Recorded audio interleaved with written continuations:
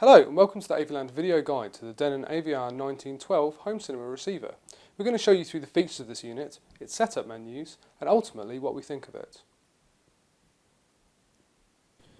The AVR1912 replaces the AVR1911 receiver. This is rated at 90 watts per channel and has 7 channels of amplification, allowing different setup options including bi-amping, surround back speakers or even Dolby Pro Logic 2Z front height speakers. It's got the new sleeker styling, though retaining the top curve that Denon have had for such a while. And it's got 6 HDMI inputs compatible with full HD 3D content and 1 output compatible with audio return channel for connection to an audio return channel compatible television. Looking at the front panel here, you can see there's the on standby button on the left hand side and a 1/4 inch headphone jack, along with the more traditional source select dial. It's got a large clear display and 4 quick select buttons on the front. We'll see a little bit more about those later. It's got a USB input, you can just see on the right hand side there, compatible with iPod Digital, which is connection and control of most modern iPods via USB. You've got a volume control on the right hand side above the concealed auxiliary AV inputs, which also is where you find the input for the setup microphone. There's no front HDMI on this, it's actually all on the rear, and this is one of the Denon units from the new range that will actually do audio streaming and, importantly, Apple AirPlay. Okay, so moving on to the rear panel, you can see it's not exactly sparse, but not entirely full either. You've got the dock control for the iPod on the top left, and the Ethernet ports for audio streaming and, as I mentioned, Apple AirPlay. It's one of the first receivers that actually does this. It's got a dedicated subwoofer pre-out for connection to an active subwoofer, with the tuner section and analog inputs on the left-hand side. The analog video inputs are understandably trimmed down. It's only got one S-video input for the connection of the Denon iPod dock. You've got the coaxial and optical input there for connection of a Sky HD box, for example, because for some reason Sky HD doesn't do Dolby Digital over HDMI. 6 HDMI inputs for connection to a games console or Blu-ray player or HD tuner, and 1 HDMI, as I mentioned, with audio return channel, which would connect to your display device. So you've got 7 speaker terminals, and this is just how to set your speaker terminals up with banana plugs. So you just have to move these small plastic bungs, with quite easy on the Denon. You just need to use a fingernail. I mean, my fingernails aren't very long at all, and they're very easy to take out. And then just insert your 4mm banana plug into the back of the unit there. Okay, now we're going to take you under the lid of the Denon AVR1912. Moving under the lid, you can see the front heat sink with the power transformer mounted more in the middle of the unit, next to the 2 main capacitors. The HDMI video board is at the rear, and this unit does do HDMI video up conversion. So if you were to put in, for example, using the component input, if you had an older Xbox or DVD recorder, you could actually up convert that to HDMI. The Ethernet, digital audio, and the dock controller are also all on this board, and you can see the connection to the front panel display electronics going across the top there as well. They're thankfully not resting on top of the heatsink. Moving into a closer view, you can see the amplification boards in the middle, and again you've got the cabling going to the front panel. It's not a massively packed out unit, but it is still a good quality unit for the price point.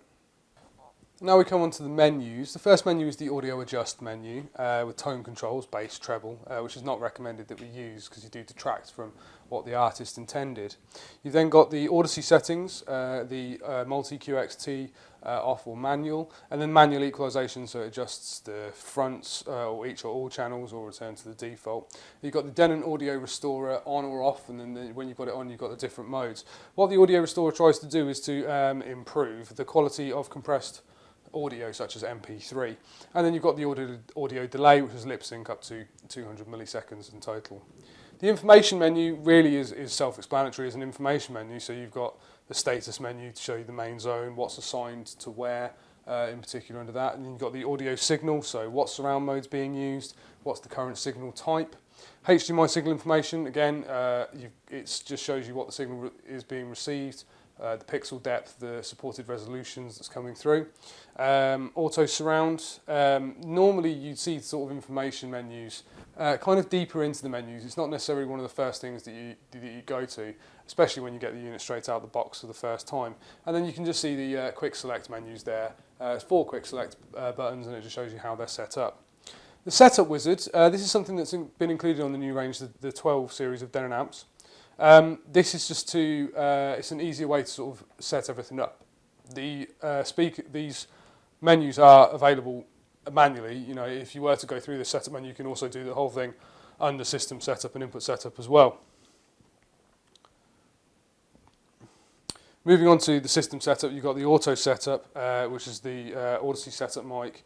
You can cancel that as well, because we're not going to go all the way through it, but that's where you do like your Odyssey setup and things like that. You've got your ampersand, so what you're going to use that the 6th and 7th amplifiers for, so your front height speakers or a 7.1 setup, or if you're bi-amping for the fronts. We would tend to recommend you bi-amp, as you will get a much better quality of sound, especially for stereo. If you are bi-amping. And then you've got your speaker configuration. This is where you set up what kind of speakers you're using, if they're small or large, how the surround back speakers are organised, if you're just using 2 or 1, if you're using 6.1. The bass setting, so is the subwoofer just for the LFE, or is it for the LFE and the main? And then the low pass filter for the subwoofer for the LFE, which you can do in those small increments there, between 250 and 80 Hertz. Speaker distance, fairly self-explanatory. You see the steps are in 10 centimetre increments there. This is the distance between the speakers and your listening position. And then the channel level, this is your test tone. So you want to try and get a uniform sound across your speakers. That might mean boosting sort of a couple of decibels to one speaker. You can go right up to plus 12 decibels, which you wouldn't normally need to do. I think primarily it's sort of 1 to 2. But it's just to get a nice uniform sound, a nice even sound across all of your speakers. Auto setups will do all of this for you, but it is worth noting that we do recommend that you would go into the setup manually and do it yourself anyway. As auto setups they are quite good, especially the Odyssey ones, but they're never going to be as fine-tuned to what you want to hear as your own ear is going to be. Then you've got the HDMI setup as well, and this is just the auto lip sync on or off. Whether the HDMI audio out is going effectively to your amp or through to your TV, and then HDMI control on and off. If you turn HDMI control, which is your CEC functions on, you can also select what the standby source is, so if you're just passing the video through, and then the power off control, if that's all as well. So you've got a few different options there. Moving into the audio setup, you've got the 2-channel direct and stereo settings, so you've got basic and custom. Basic's what you see on the screen, then customising, are you using the subwoofer when you're just listening to stereo? You can turn that off. You're using smaller speakers, you can set the crossover, the distance. This is just a little bit fine-tuning just for when you're listening to stereo. And then you've got auto surround mode, literally just on or off. And then you've also got the equalisation customisation, whether it's used or not used. So that's all you've got under the audio setup menu. Moving on to the network setup now. So you've got the network connection, which shows you the information with the DHCPs on, and then the IP address. And then if you go into this, you can then obviously manually set the IP address, turn off the DHCP as well. Moving out, otherwise you've got the character, so whether that's Latin or Japanese alphabets. I think we'll leave it on Latin for the moment. The PC language, which again, so we're going to obviously have as English, because that's what the language of the PCs we're using is. The friendly name on the network, which I think defaults to being Denon AVR1912. Party mode compatible, the Denon unit is party mode compatible. Zone management, and then notification, so if the upgrade or updates are on or off. You've also got the Napster and Last.fm account sign-in details. So this is if you want to access Last.fm, you can say put your login details in there, and then finally your network information, so that displays the friendly name, where the DHCP is on, and so forth. Moving on to the option setup now, so you're getting a little bit more in depth into the unit here.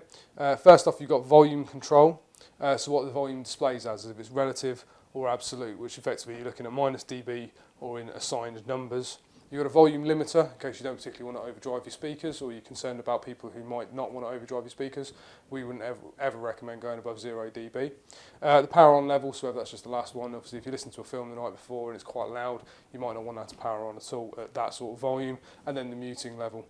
You can actually delete sources as well. This is quite useful if you're only intending to have a couple of sources and you just want to skip through them. So for example, if you only wanted to have your Blu-ray player, your network input, and a games console, you wouldn't have to scroll through all the things like tuner and VCR if you're just scrolling to the inputs, which is nice. Of course, you can reinstate them if you want to as well. Under the GUI, you've got the screensaver on and off, the TV format of the video.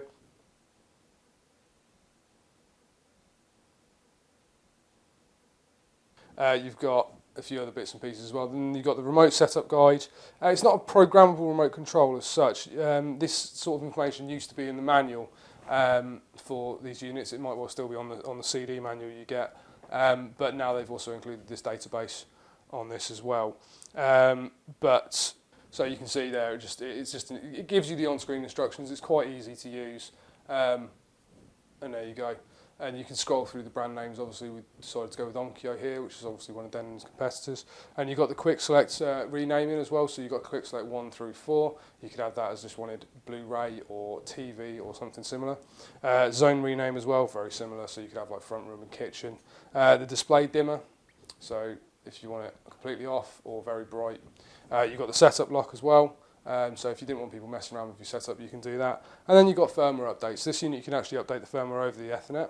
Add new feature is something that we've seen on previous Denon receivers. This is for potential chargeable software updates from Denon. So normally in this situation, you get like a voucher that you'd have to purchase from your Denon retailer, which we would sell. And then when you've purchased that, you can add a code and then go to add new feature on your receiver. You've also then got language, so English, French or German. Those are the 3 options you've got. This is a European unit, after all. And you've got your input setup. So your input assigning is all in one menu here. So you've got HDMI, digital component. For example, you might want to assign HDMI and digital to the same input. So for satellite cable there, you might want to put HDMI 3 and optical 1 because you can't get 5.1 channel audio over HDMI from the Skybox. So that's neat, and it keeps it all in one menu. You don't have to keep scrolling in and out of HDMI and digital audio menus. It's all there together for you. You've got your video and video select menu as well, your input mode, and there's a decode mode, so analog HDMI, and then decode PCM, DTS or automatic. You've also got an input rename here, so you can, for example, change satellite cable to FreeSat or Sky or something similar. BD, you could also change to Denon 1611 or something similar. And then source level, you've got your volume adjustment for those. We're moving now on to this is the AirPlay, so this is quite interesting for a lot of people. What you can do, you see that little logo down the bottom corner, you click on that and then you set the unit up for AirPlay. You can then, effectively calls the Denon a remote speaker. You can allow iTunes to be controlled from the remote speaker. What AirPlay does, it's not effectively, it's not like an input you select on the Denon unit. It's either got that little logo underneath the Denon logo there, is effectively showing that it's in AirPlay mode. It's not an assignable input. It effectively turns your amp into some computer speakers.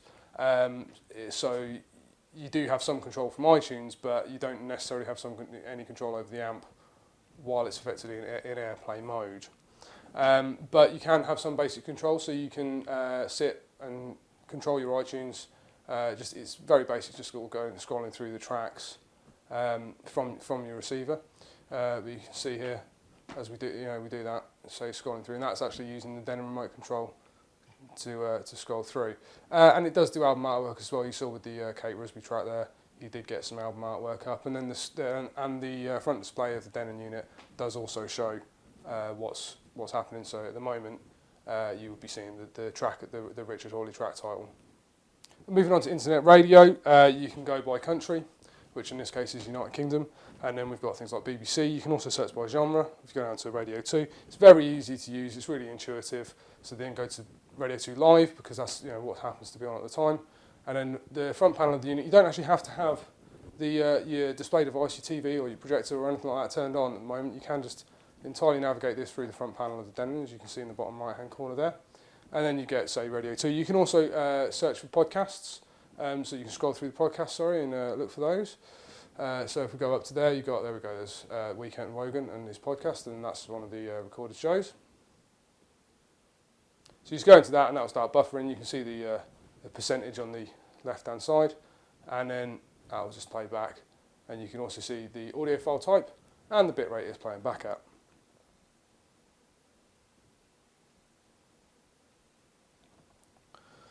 You can also do audio streaming over DLNA with this unit. So this is how you set it up. Denon is recognised by Windows, so you just click allow there, and then that's now effectively set up for streaming. You can also do that through Windows Media Player, so you just go into the menu there, go to Tools and Options, and then when you go to Configure Sharing, and you can see, because we've allowed the 1912 to be shared, you don't have to click allow there. You can go to the settings though, and see what media types it'll do. I don't think we can do video over this at the moment, but it'll certainly do pictures, and it'll do audio as well. So just doing audio, again, you just go into the music folder, and you can see here, you look at the music, look at genres, look at artists, look at albums. You can go through all of these different bits and pieces. You see we've got a list of albums here. It's nice and simple. It's really intuitive. Again, you can do it entirely by the front panel. As you can see, it's not slow, it's not sluggish, and then you just go to the track, press enter, and there you go. You've got your album artwork on the front as well. So if you did want to use your album artwork, see your album artwork on your TV, you can do that, or as I say, you can just do it by the front panel. It's nice and easy to use, very, very intuitive and really simple to set up. You can also stream pictures as well, so you can have a picture slideshow. So if we go back out of here and down to pictures, you can see we just go to into the folder, and we're going to users, and so you can just you go into the pictures, select the one you want, and then you've got your front panels telling you what the picture is, and then you've got a picture slideshow going on as well. So it is quite neat. It's got a few different interesting streaming options. It's really intuitive to use, not too difficult to set up at all. Final thing to show you from the menus is the iPod Digital menu. Now the Denon, as we said earlier on, is capable of supporting iPod Digital, so you just plug your iPod into the USB. Most modern iPods it's compatible with. This is a 160 gig iPod Classic with this. You control this with the Denon remote control, and then you get your album, your artist, playlist. Effectively, it's your iPod menus, and you can also do album artwork over it as well. So you just give it a moment for it to load. We'll load the track up, and then you've got your album artwork at the same time. And again, you can navigate this entirely by the front panel. You don't have to use the menus if you don't want to. So what do you get in the box? Well, you get the remote control, obviously, and you also get two aerials. You get your FM and your AM aerial. You get your Odyssey setup microphone, which you see in the middle there. Some batteries for your remote control. You get a power cable. You also get the main manual, which is on the CD there, and then a getting started or a quick start guide in paper form. So it means you don't have those bulky manuals. It's nice and easy to navigate with a CD instead. It just gives you a bit of a different option, which never used to come on this sort of level. It used to be the higher units up that had the CD manuals. Pros, well, the Apple AirPlay streaming from this unit. Obviously, you get there's not many other receivers on the market at the moment that will allow you to stream over AirPlay. It is quite a neat function, and then in fact, it's you can bi-amp with your speakers as well. It's fantastic, so you get a much better stereo playback, and it's very easy to use. It's really intuitive. The menu system's great, as you saw. Cons, unfortunately, it has got a plastic front panel, which might not sound like much, but it doesn't make it quite as sort of luxurious as it could be. And there's no auxiliary HDMI input, so you can't plug an HDMI cable into the front, unfortunately. So if you just wanted to quickly plug in a games console or whatnot, you've got to fiddle around the back. I don't mean to take anything away from the Denon unit though, because it does sound very good, and it is a great all-rounder. At this sort of price point, it is certainly one of the ones that I think you should be considering.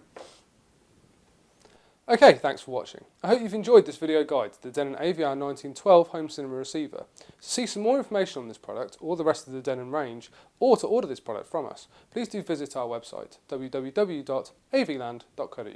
Thanks very much.